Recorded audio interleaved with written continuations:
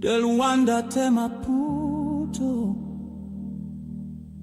we rise as one.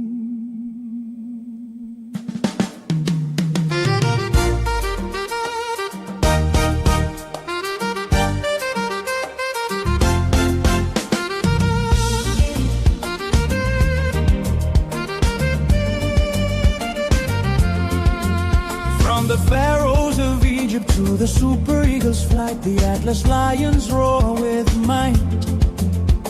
The elephants of Cote d'Ivoire charge ahead, Teranga lions never dread. The black stars shine in Ghana's sky, Bafana Bafana dance, spirits high. The sable antelopes leap with grace, and the desert foxes set the pace. One Africa, one goal. Feel the passion in your soul. From the mountains to the shore, we play for pride, we roar as one. Moj Africa, Mojando. More Africa, one dream. Uma Africa, Umenti so. More Africa, one mindset. Moj Africa, one Jando. Uma Africa, one mindset so.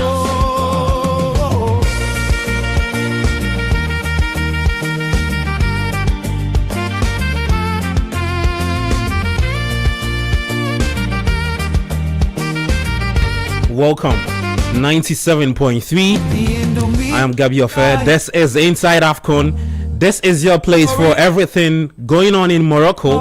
The 2025 AFCON, 6 cities, 9 venues. We're talking about Fes, Casablanca, Marrakesh, Rabat, Tangier. My goodness. Well, the boys have been separated from the men, and so we are the quarterfinal stage of the AFCON ongoing in Morocco. Welcome aboard to that place again. Now, the 8 countries that have qualified to the AFCON, right, have collectively won 22 of those, the AFCON title, with the exception of Mali, who are yet to win the AFCON. I mean, if the Black Stars were there, yeah, we can add to that number. But we'll be previewing the games, the quarterfinal games that will be taking place later tomorrow. And then we'll talk about Nigeria. Yesterday, not too good news that hit their camp from the Ademola Lookman and Victor Osimhen episode. They moved on to boycotting training sessions and even boycotting showing up in Rabat for their clash against Algeria. We'll be looking at that and how that would affect the team moving forward against their clash against the Algerians. That's later tomorrow. Welcome again to the show. You can share your thoughts to 0539969996 0539969996. I'm Gabi Ofer. You can find me on X, Gabi Milito 7. I've got here Bernard Abeiko Sheyari Jeminta will join us pretty soon, and then we'll get into the conversation. Bernard, you good? I'm a miracle. You good? Actually, God is the greatest. Every day. You know. Every day. God I is the greatest. Don't say. This one is already. Yes, sir. But now let's get into the talk, right? Yeah. Let's start off with the quarterfinal clash. No, I think we should reserve that for the tail end of the show. Let's start off with Nigeria. Yeah, Nigeria. Look, I don't even know where to start a conversation of it, but it happened. I think the last time you guys did justice to the Lookman Osimhen situation. Yeah. So I think we should why talk always about Nigeria? with the bonuses issues, or at the center Them of misbehavior, at the center of all controversies. There's just too much a little, isn't it? Because I feel you can also not argue this way that they've not had good coaches here. They've had brilliant coaches, but it's always with the squad and their mannerisms. They seem to behave as if they are Chad. No, Chad is not improving. Nigeria seem to be behaving like the Chadians will not be happy to hear you say that. Okay, because all of these guys are improving. Yeah. All of these guys want to focus on football and want to be strong representatives on the African continent. But for Nigeria, it happens. It's like Nigeria and Ghana. We've all got into 5 finals of this competition. We are in the AFCON, and we've all missed it at a point.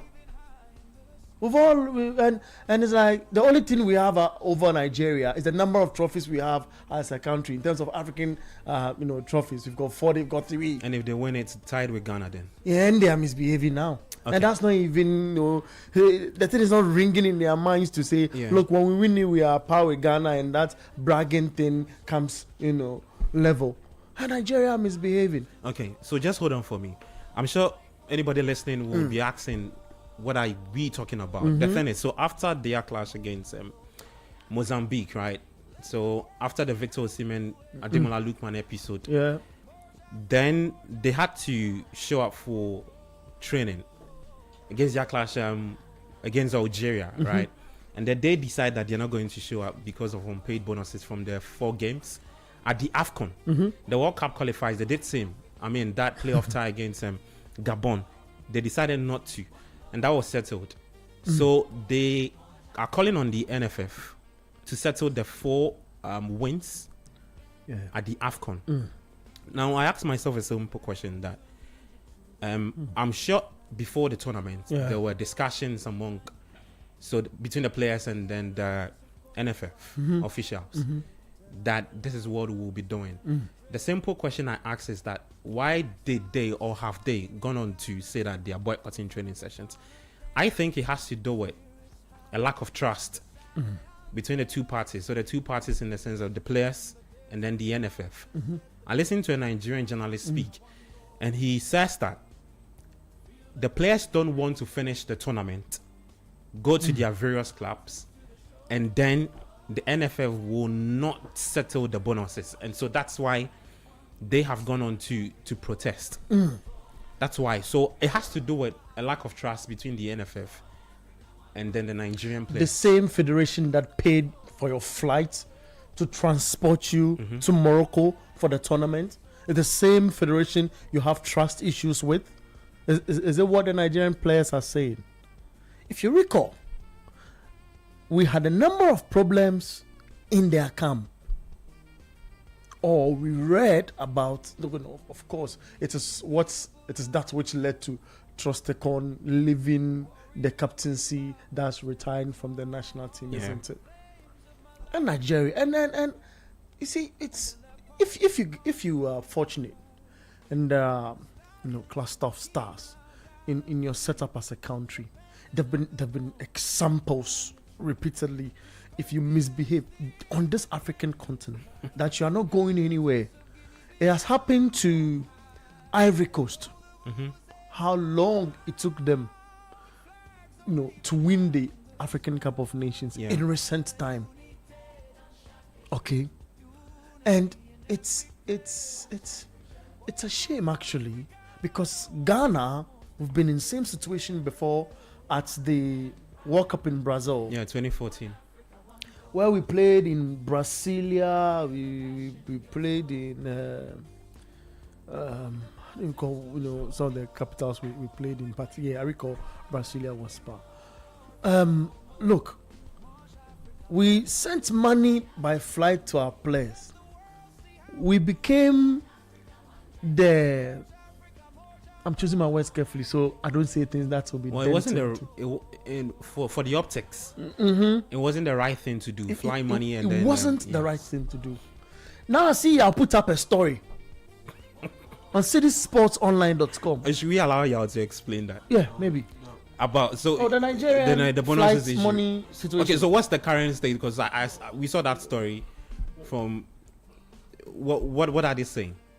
Yes, so good afternoon, by the way. The Minister of Finance for Nigeria put out a statement on the X page that the money is in flight and to their account. The money is in flight. Okay, to their account. To their account. Okay. To their account. Okay. Not in the air. In flight to their account. In flight. Tell like it's like it's an accounting term. It's in flight. So more or less they are processing it.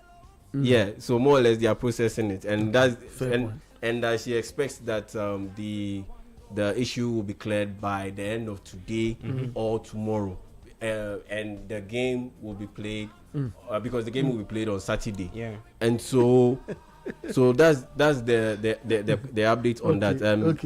The minister's name is Dr. Doris Nkuruka. Doris Nkuruka. Yes, the Minister for Finance. Yeah, the Minister for Finance for Nigeria. Okay. Dr. Doris Nkiruka. Okay. Yes, and she put out the statement earlier today, detailing the progress that has been made and the updates that has been made regarding this latest row.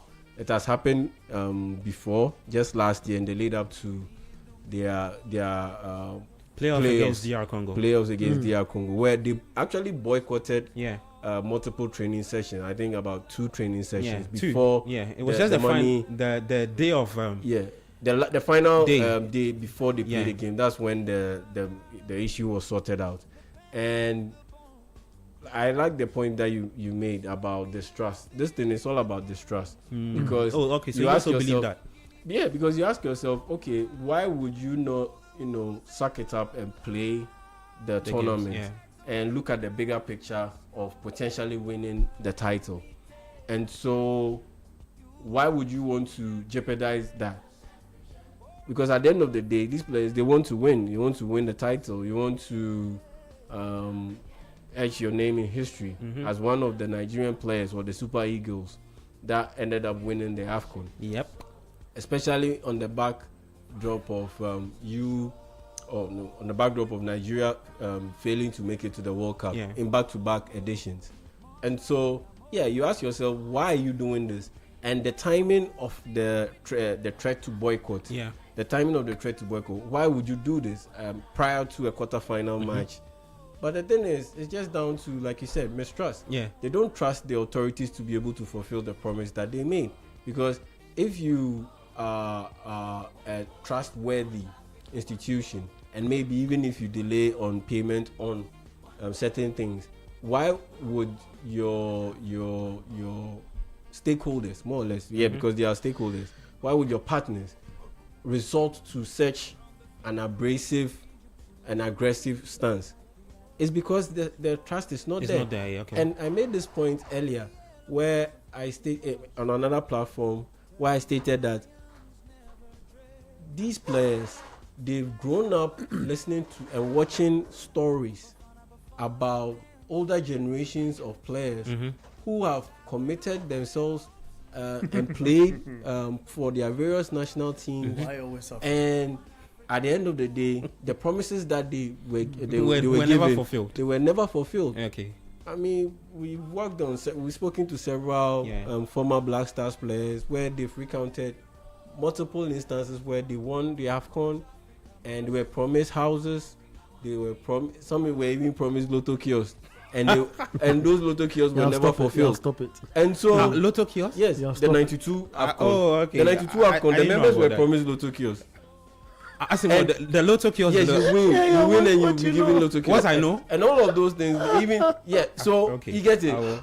So, and the people who won the last AFCON, the 1982 AFCON, they were promised houses. Yeah, they were promised houses. They were promised houses in Dansuman, the Dansuman estate. Yeah. What happened to those houses? Then the military coups and things came in. Nothing happened. You get it? Oh, okay. And so this generation of players, they grew up listening to such stories, and so they've seen they don't want to end up like those guys. And I'm sure some of them are closer to some of these ex-players that you've mentioned. Exactly. They've had conversations with them. Yes, and so in the sense that you've made a promise, fulfill it. Just sort it out even before the tournament starts. Yeah. Where you play your game, by the time you sleep, you recover, and you wake up and you are done with your, let's say, first training session. Money hit account. Before your second training session, the money hit account. And it's not like it's beyond Nigeria. It's not like it's beyond Ghana, more or less, because especially in sub-Saharan Africa or pretty much African countries, it is not the GFA or the NFF or the federation that pays the money. It is the government that pays the money. Mm-hmm. And so you are not looking at a situation where the federation has to scramble around to get some money. Those monies, okay. The government can bring about the money, because at the end of the day, you set out a plan, you deliver your budget to them. So they'll factor it into their transactions. Yeah. And so to constantly, look, if it's a one-off, no problem. I mean, no institution is perfect. But to be consistently having these kind of issues, that is where the problem is. And the more it happens, the more mistrust it breeds. And it will continue to get worse and worse and worse. And let me read a portion of the statement that the Nigerian Minister of Finance, Dr. Nkiruka, stated. He said, and I quote, "I'm pleased to provide an update on the administrative progress regarding the March bonuses for our national team at AFCON 2025. The federal government and the Central Bank of Nigeria have successfully streamlined the foreign exchange processing to ensure our players are rewarded without further delay. Okay. Here is the current process. Funding." Then she breaks it down. "All group stage bonuses were fully released and have now cleared the necessary regulatory stages. Disbursement. The final transfers of domiciliary accounts are currently in flight. Players can expect these funds to reflect starting today or tomorrow." Today as in January 8th or tomorrow. We know that processes take time. But are you telling me that the process took so long that they've played their group stage games, they are done? They've played a round of 16 stage game and are about to play the quarterfinal, and not even one game bonus. The bonus for one game has been cleared yet. You see, it brings about mistrust. And that's why they'll have to go to this extent of threatening to boycott training before taking on Algeria in the quarterfinal game at the AFCON. Yeah. It is the worst kind of preparation you can give to your team. And yesterday, I was here with Ben and we discussed we did a quick preview of the games, the quarterfinal games. Oh, and I was so confident about Nigeria beating Algeria. No, you're not. When I look at this issue and I look at the whole internal combustible situation involving Victor Osimhen, I just ask myself, am I really, really sure that this is the team I want to pick as the favorite to win that particular game? Right now, I'm questioning my decision. Because... No, but to be fair, right? Okay. So the last time they did something similar like this, so boycotting training sessions, was the World Cup qualifiers. They went on to lose. They got eliminated 4-3 on penalties. If you ask me my stance on the Nigerian team, their chances of going past Algeria, I think if we take out the Osimhen Ademola episode and now this, I still think that they've still been very good at the tournament. Oh yeah. When I say very good, and that's why it makes it very frustrating to see all these things happening. Like it's self-implosion. Yeah. When I say very good, right? The last AFCON in Cote d'Ivoire, a lot of people actually commended them for presenting a team that was very compact, very good at defense. But this team under Eric Schell is the opposite of what we saw at the last AFCON. Defensively, they are not the best. I think if you look at the tournaments, where we've got into all the teams, everybody who is at the tournament now, I think Nigeria won the only team that have scored a lot of goals. Yeah. And so they're actually the opposite. But now, I don't know if what happened to them at their clash against DR Congo would happen again. Because it's now two different episodes. Yeah. And how Eric Schell will deal with this, I think is very important. I'm not as confident as I was yesterday, but I will still stick my neck out for them, and mainly because of the Algerian physicality issue. Yeah, where you had to play a very physically testing game against DR Congo, who are strong, who are very athletic, and you had to play across 120 minutes. Then there's also the bit of depth.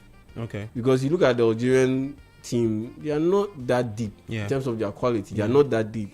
But I look at Nigeria, their bench can start for a lot of their bench members can start for a lot of teams competing in the AFCON, even at this stage. Oh yeah, because if you have Chidere Ejuke, who plays for Sevilla, if you have Paulo Nuachu, who is in Turkey, plays for, I believe, Trabzonspor. Yeah. You have Moses Simon. You have Chukwueze, who's playing for Fulham. All of these players aren't even getting Onyeka and Co. All of these players aren't necessarily getting starting places in this tournament. Yeah. But they will walk into a lot of teams in the AFCON on the African continent and start. Yeah. And so I look at these two factors. Yeah. And the fact that Algeria's attack is not necessarily the best like and the sharpest compared to Nigeria. That's why I would still stick with Nigeria beating Algeria because of these three factors that I mentioned. But aside that, every logical bone in me would definitely be going against Nigeria winning because of all the self-implosion that is going on around the team. Bernard, I'll come to you. I just want to run through the games that Nigeria have played at the AFCON, right? Just in case somebody is wondering how many games they've played and how many, what the arrears are. So they played Tanzania, they beat them by 2-1. They beat Tunisia 3-2. They beat Uganda 3-1. Eric Shaw shuffled the team, like Yao mentioned, because of the quality in the team. He had to actually bench a lot of the key starters in the two games. They went on to win by 3-1. And then the 4-0 humbling of Mozambique. So 4 games. 5th game is against Algeria. What do you think would be running through Eric Shaw's mind after that whole boycotting thing, training sessions and all of that? What's going on in his mind is, boys, why are you doing this? Why are you doing this? Because we've worked hard in the group stage. It's been flawless for us. And I mean, we've been together until those Siemens drama, that took that shine away from everything that we've been doing. And he's surprised because I'm thinking for him now. I feel he's surprised because this is one of the standout ties in this competition. But he saw that in the DR That's Nigeria, Algeria. Yeah, but would he be surprised more? Because he saw that in the same thing with en route to the DR Congo game. Yeah, he was the same coach. Yeah, he was the same coach, but this is a critical stage because, look, you are getting much closer to a 4th AFCON trophy with players who've had back-to-back, awards as the best players on the continent. And the same players who should live with by example are the same players who are misbehaving by example. And it's quite surprising, the manner in which Nigeria are pulling this out. You look at the records, Nigeria have netted 12 times. At this competition? Yeah. Okay, so they've scored 12 goals. Absolutely. And they've conceded? The conceding rate, I have to check that one also for you. When I do the mass, the mass and all. So they conceded against Tanzania. I think we can do it together. Okay. They conceded against Tunisia, 2 goals. Tanzania 1, so 3. Yeah. They conceded against Uganda, so 4 goals. So they've conceded 4, yeah. 4. So they scored 12. Yeah. And conceded 4. And the number of goals scored is a better advantage when you compare them to Algeria because Algeria have done 8. Okay. Get it? And it's flawless. Algeria, recall, struggled to beat DR Congo. Did Nigeria struggle? No. The competition presents itself in a fashion where you meet teams who've worked hard also from a certain space to meet you up where you are in that stage of the competition. I feel Nigeria should know more. And sometimes players are players. They also feel this is the right moment to behave like that. Then they get the central bank in Nigeria to react. Then they get the finance minister in Nigeria to react. Then they get Bola to react because they know that we've been performing awesomely. The whole world is going to agree with us. If we decide to boycott this training, that's our trump card. And they've done it in a great fashion. But my point is, there's a 4th AFCON at stake. There's a time where your last AFCON, you go to the finals. Yes. I'm saying 5 finals. Yeah, I get it. You get it. That Nigeria have gone through that they've lost. And this is the time for Nigeria to keep a cool head. When you win, there's bigger money. Then you can. The players say when they win and they go back, they won't get your money. So we are protesting now. So the argument you are making, right? Yes. And that's the whole point of the mistrust bit coming in. Yeah. I mean, it's a similar trait with Ghana and Nigeria. But my point is that, like you rightly indicate, it's the government that's paying. I see I'm buying the car. What that?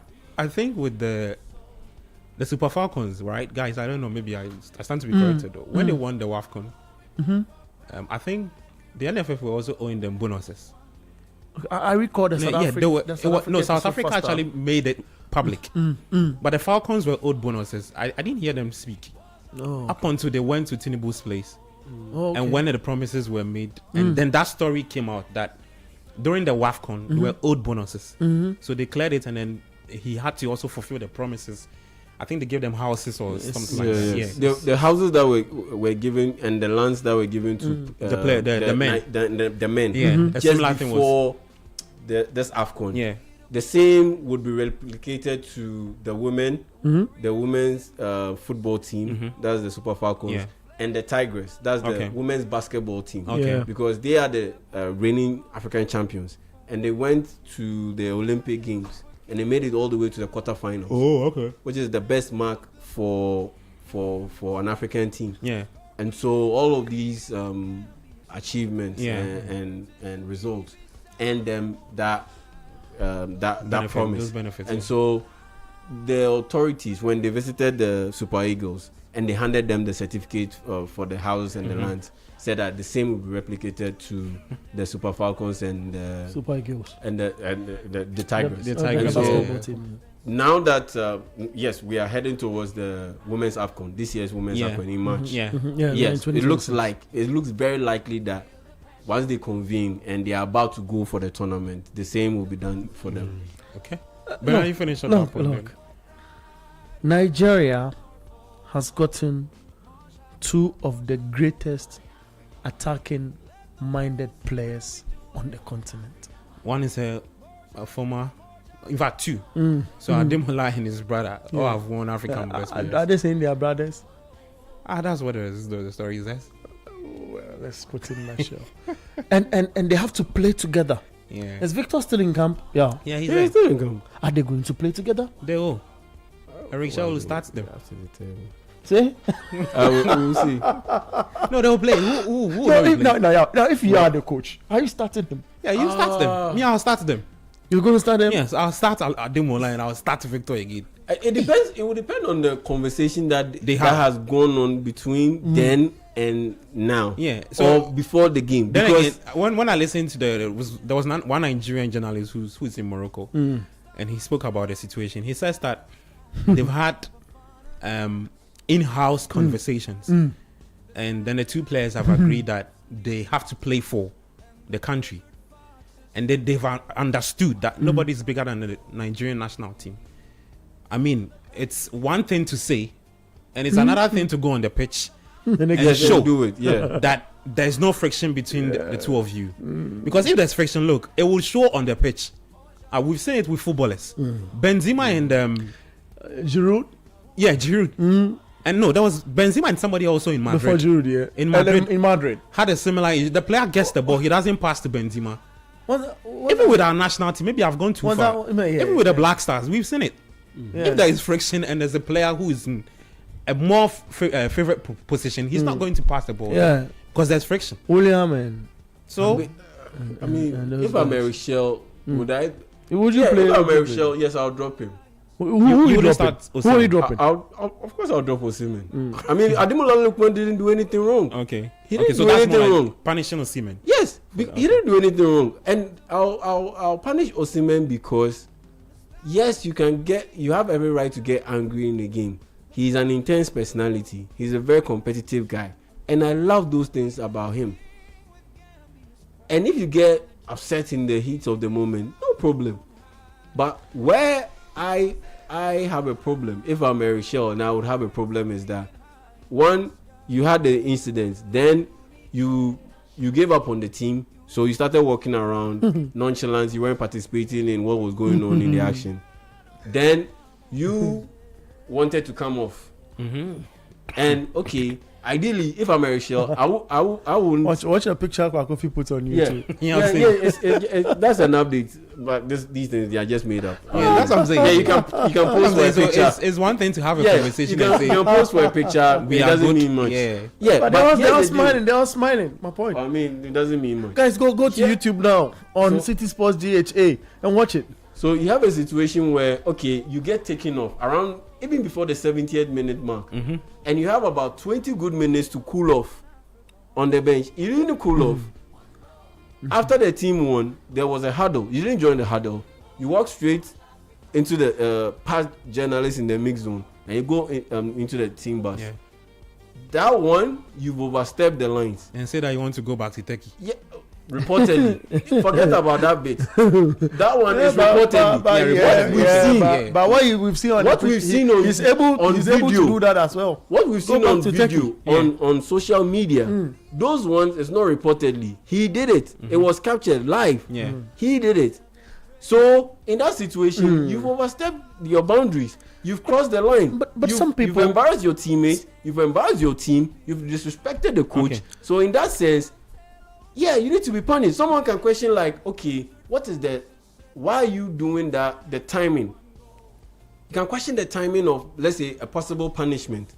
But you ask yourself, if you don't punish him, what are the consequences? Because if you don't punish him, another player could also do same. And it could go on and on and on. And the next thing you know, you have a house that just burns to the ground. Look, you know why I'm coming back. You know why I'm not surprised with Yao's decision to bench Osimhen? Because you know this thing with Osimhen, right? It's been there. Yao and I have had conversations about what we've seen with Osimhen. That every time he's throwing tantrums on the pitch, even at clubs he does it. When you watch him at Napoli, he was doing it. He was doing it. But then I thought that this is a striker who is obsessed with winning. Okay. So I thought it was just a one-off thing. And then he did it again in Nigeria's World Cup qualifiers against Zimbabwe. Yes. When even they played AFCON, he did 1-0, Even at this AFCON, he's done it. And we've seen it over and first game against Tanzania. He did it. He got substituted and he was angry. He delivered a very angry reaction. So I think I agree if you are not going to bench him, you are going to bench him. But no, it's becoming a bit too much. No. What is the bone of contention or what have you? Look, Osimhen was just saying, I'm in a good position. Pass the ball to me and let me score. No problem with that. But you don't go overboard by not joining the team huddle. You go off into the team bus. You want to be substituted. That's a bit too much. The initial brought the reaction, isn't it? And yes, you vented. So that's it. It ends there. I'm a chemistry student, right? You know, in one of the sessions or in one of the books, Newton talks about actions and reactions. Being equal but in opposite direction. Okay. What's that supposed to mean? It was one of Newton's. So there was an action where Osimhen indicates he was free, and Lookman should have just given him a pass, and then he scored. You know, Osimhen's thinking. That's where the reaction comes. He's a striker. No. In his thinking, he feels he's already on a brace. Yeah. He gives him the ball. He scores. That's hat-trick. Then national team goals increases. And the tournaments, his goals to increases. Yeah. So he's then thinking that, then my reaction is, man, don't try this. Why are you failing to give me the ball to score? That's fair. But maybe how he expresses it. Yeah. It's the problem. And then acting nonchalant and not caring about what is going on after the pitch and walking off. It's another. Listen, I agree. I'm just trying to play the devil's advocate a little here. You know. Then he gets obstructed because everybody looks at him in a certain manner. Go like, are you nothing happening? Why you Jacob? Then he goes like, but why is everyone looking at me strangely? Because I feel it's for the team. I want to do one for the team, man. I want to do one for myself, and there's nothing wrong with that. Okay. Then it's like, no, what? Just sub me, get me off. And then he goes. He's still angry. The coach is not attended to him yet. There's nobody. He feels isolated. And then he decides not to go and pay respect to the fans and goes into team bus. You see, I feel this is where we call for the attention of a psychologist in a football club. It's most important. It's why when our Black Stars was without a psychologist, we had a problem, and we felt it was a problem. Yeah. Me, in my thinking, I feel I'm here to check. I don't know if Nigeria is having a psychologist. They should have. They should have. Yeah, they should. But how they having? Yeah, we can only do show. But how they happen? How they having? Maybe we can get somebody who's closer to the team to give us that update and see. Fair point. So my in London, all I'm saying is that if there's a psychologist, he quickly gets Osimhen. He has a big job to do. Yeah, he quickly because this mannerism has been one too many in this setup, and it's obstructing team chemistry. Now the Algerians look to have an upper hand. They look to have an upper hand because Nigeria is scoring over 2.5 in games. The last was against Mozambique. Then Algeria would have to struggle against DR Congo with a goal to 0. Now Algeria is going to think like the people who are going to score the goals are the guys fighting. Now the entire team is fighting because they need money. Now they say they are fixing their money. It might be a fuel, or might just be, one that is going to be to go against the team. So we have an advantage. That's why Yao describes the scene perfectly and tells you that he felt Nigeria had the upper hand, but now the Algerians look to have, I think, about that upper hand, a 65% chance of winning this game. Okay, well, all we can just say is that we'll be keeping tabs on that game. I think a lot of people will watch that game. Of course. Especially with focus on Osimhen and Ademola. Of course, if you are fighting, that's like Lookman gives Osimhen another assist, and Osimhen scores. How's the celebration going? Yeah, that's big headline. Yeah. Inside AFCON 2025, 97.3. You can join the conversation. Sending your thoughts 053996 I'm Gabby Ofen. Studio with Yao Jeminta and Bernard Abeku. Well, 7 of the 8 quarterfinalists, right, are former African champions. Algeria won the AFCON in 2019. Nigeria got to the finals at the last AFCON in Cote d'Ivoire. So it'll be interesting to see if they can actually reach the finals again. Cote d'Ivoire also lacking 3-time AFCON champions, looking to win a 4th, and then they are tied with the Black Stars of Ghana. Nigeria, same. Senegal won it 2021. Morocco are looking to win the AFCON for the first time since 1976. That's the last time they won the AFCON when they hosted it. Algeria kicked them out in the 3rd place playoff penalties, and then Algeria won. I'm sure they'll be hoping that they don't meet Algeria again this time around in the finals. Guys, let's get into the games proper, right? Let's start off with tomorrow's game. I know we've done a lot of the previews in there, but we can still do more on that to expect. So tomorrow there is Mali taking on Senegal, and then at 7 p.m. Cameroon will play Morocco in the first 2 of the quarterfinal matches. For Saturday, there is Algeria taking on Nigeria 4 p.m. and then at 7 p.m. Egypt will play Ivory Coast.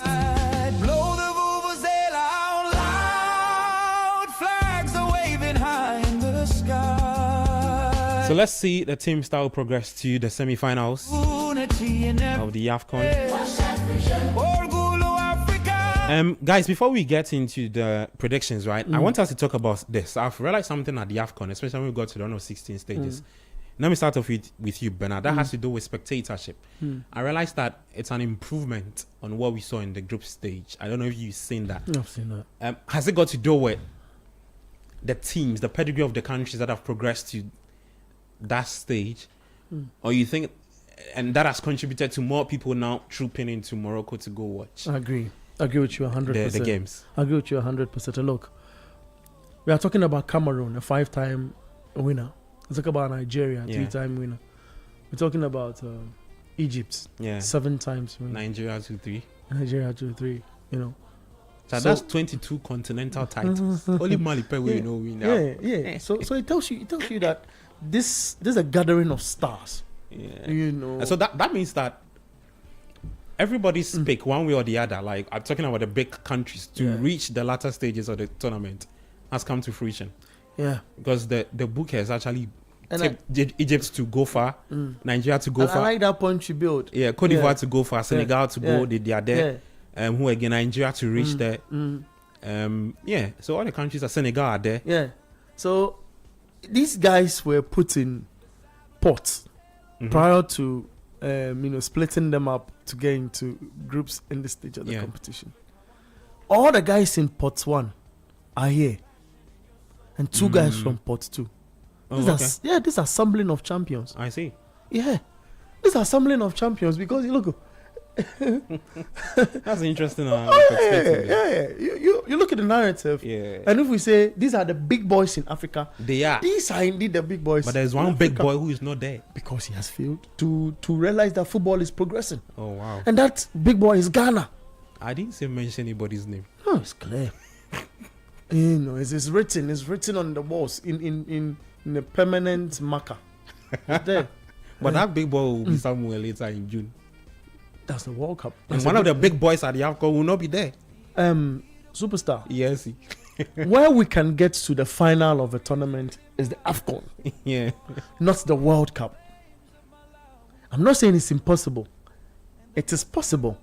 But for how we've run our game, but for how we fail to see the Black Stars as our national identity, to make sure we build this national team to be the resemblance of the junior national teams, we have failed to do the right things. It is until this minister's time we don't even know the structure in terms of breakdown. And I won't blame the FA.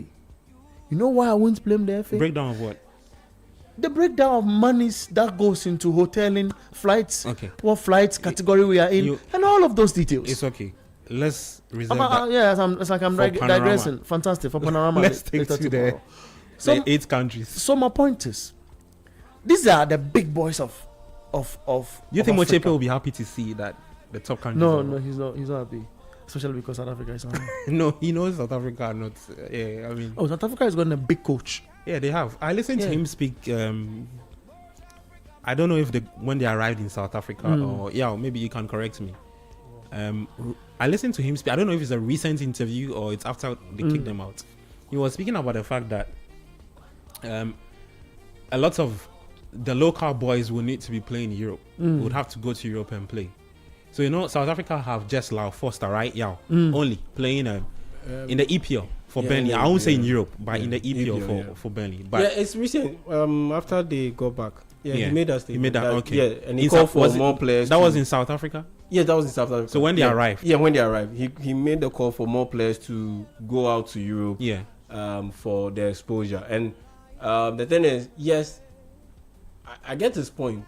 I get his point because when you are exposed, you get to see different defensive schemes, the way the different defenders. So you think that AFCON led to that conversation? He's seen? But he has already made that call before. You remember he had that round with Mbekezeli Mbokani, where he was so upset that he decided to go to the MLS. Whereas he believes that if Mbokani exercised a little bit of patience or his agent worked better, he would have been able to sign for a club in Europe, not necessarily the top 5 leagues in Europe, but maybe let's say a Belgian team or maybe in Austria, maybe Austria or maybe Portugal, something like that. But he believed that because of Mbokani's talent, the agent should have waited till the end of the AFCON or the end of the World Cup before making such a move, because he believes that with Mbokani's talent, he will definitely excel. And true to form, he did excel at the AFCON, and so he was so pissed that Mbokani went to sign for Chicago Fire in the MLS before the AFCON. Yeah. And so he has already been making that call, and he was pissed because yes, the MLS is not as great as the other leagues in Europe, most of the leagues in Europe, and so that was his point. And so after seeing South Africa possess the ball, create chances, and not take advantage of them, and lose to Cameroon and exit the tournament at the round of 16 stage at the time where South Africa were one of the favorites or dark horses to win the title. I mean, they were on my list. DR Congo, South Africa were on my list to win the title. That reignited that conversation. Yes, and it's pretty simple because look, yes, these days because of technology, yes, you can watch tape of the opposing teams you are going to play, but if you are not in the heat of the moment, consistently competing against such top level defenders, it doesn't really test you. It doesn't really push you to improve on your skills, and that's why he's calling for the players to move out of South Africa. He's not downplaying the quality of the South African league, but exposure is great. Okay. I mean, everyone who has been exposed to a lot of things gets to have a well-rounded view of a particular issue than someone who is always going in a certain straight line or restricted to a certain location or view.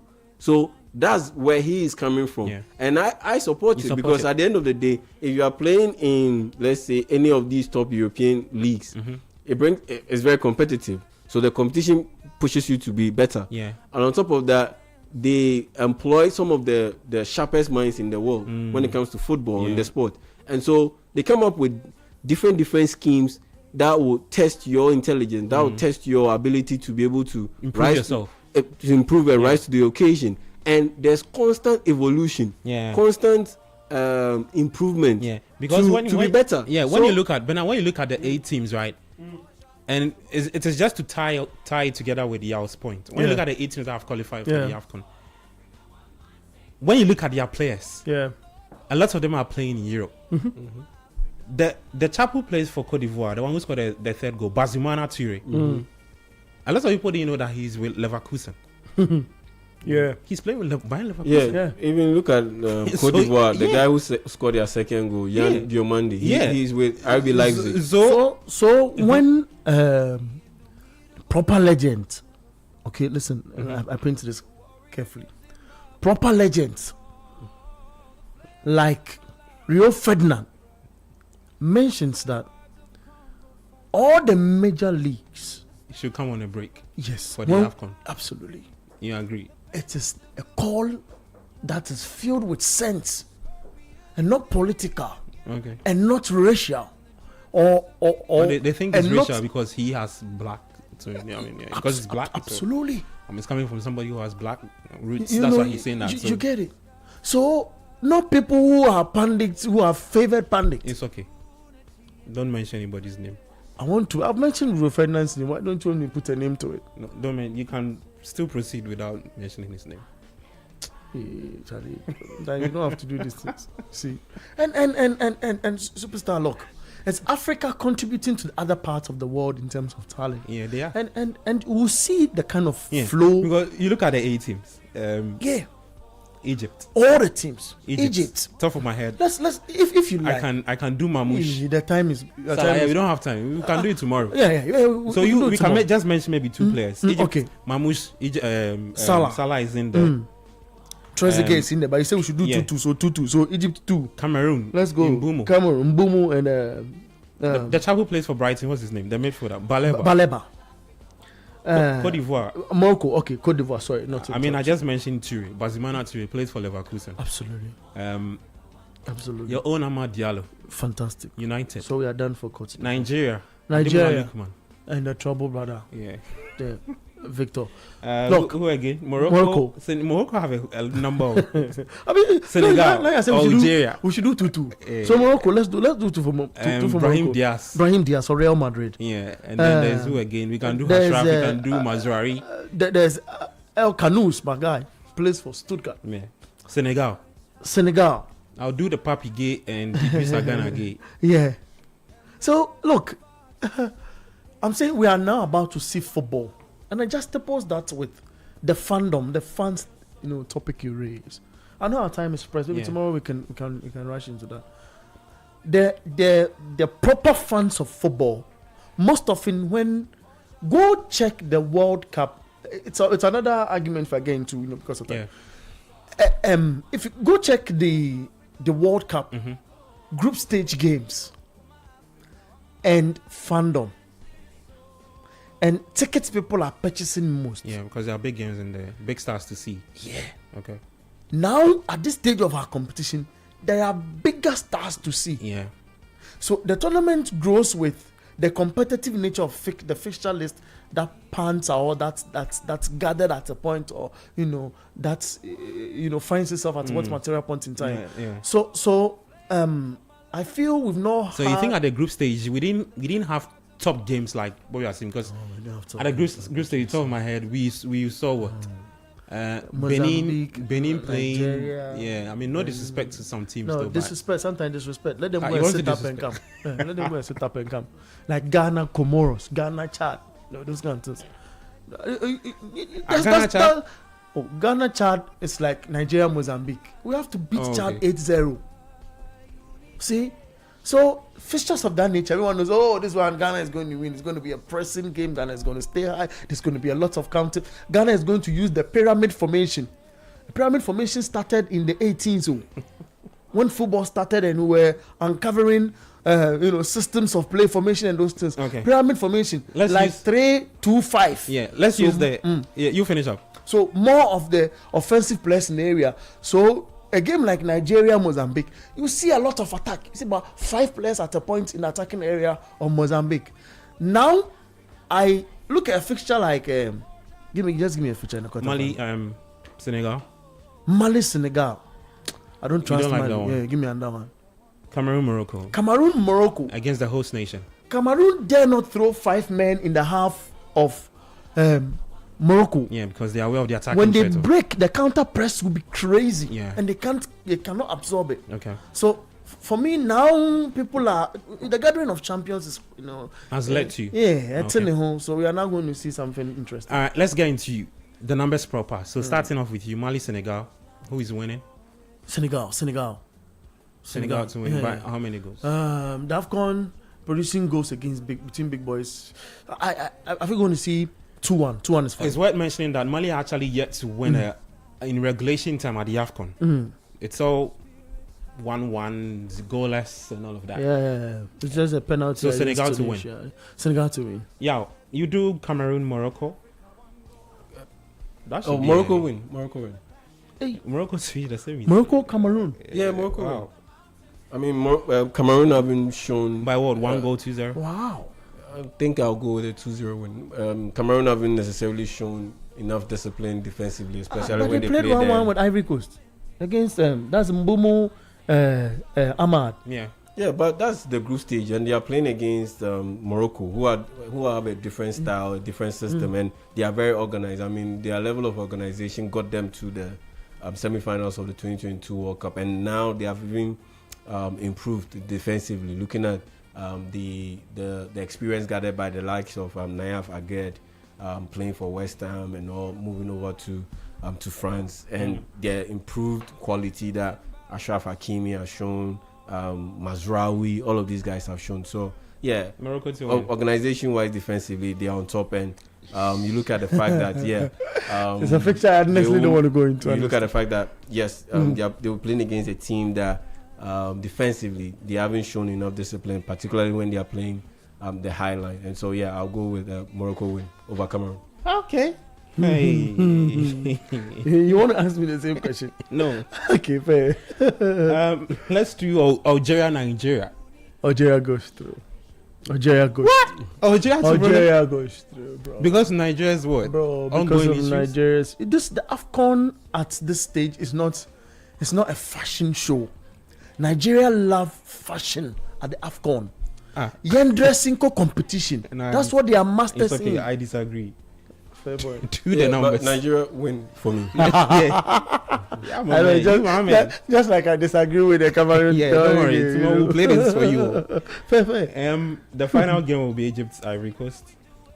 Ivory Coast win. For you, Ivory Coast win. Defending champions carrying on. I agree, yeah. Same? I agree. Egypt win for me.